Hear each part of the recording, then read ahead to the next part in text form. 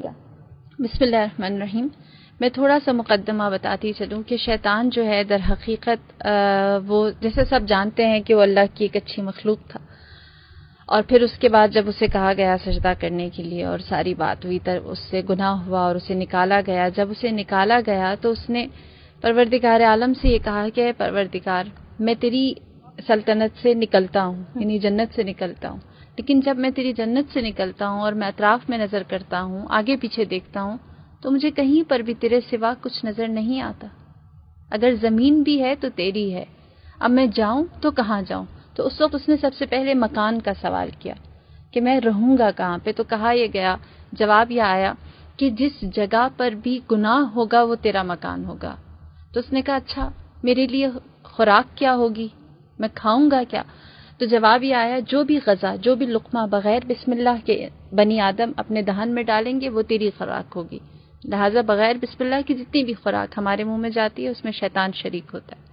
پھر اس کے بعد اس نے کہا اچھا اگر مجھے پیاس لگے تو میں کیا پیوں؟ تو کہا تیری لیے جو ہم نے مشروب رکھا ہے وہ شراب ہے۔ پھر اس نے سوال کیا اور کہا کہ تو نے انسان کے لیے کتاب اتاری ہے، مجھے بھی کوئی کتاب دے۔ ان کے لیے قرآن ہے، زبور ہے، انجیل ہے، تورات ہے۔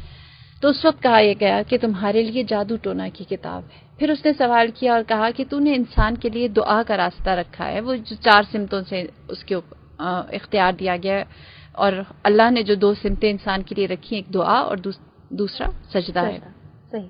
تو ان کو ہتھیار دیا ہے دعا کا اور سجدے کا، مجھے بھی ہتھیار چاہیے۔ تو اس وقت یہ جواب دیا گیا کہ تمہارے لیے سب سے زیادہ مضبوط ہتھیار عورت ہے، جس کے ذریعے تم انسان کو، بنی آدم کو، اولاد آدم کو گمراہ کر سکو گے، لہٰذا اس کو بہت اختیار دے کر زمین پر بھیجا گیا۔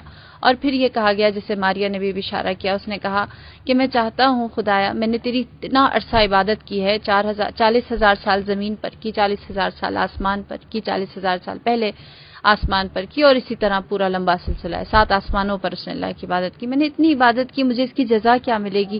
میں تجھ سے جزا چاہتا ہوں۔ تو اس وقت اس نے سوال کیا، اللہ تعالیٰ نے کہا مانگ، تو کیا مانگتا ہے؟ تو اس وقت اس نے سوال کیا اور کہا کہ پروردگار میں چاہتا ہوں تو مجھے نامرئی بنا دے، میں دکھائی نہ دوں، بنی آدم مجھے دیکھ نہ سکے، اسے نامرئی کر دیا۔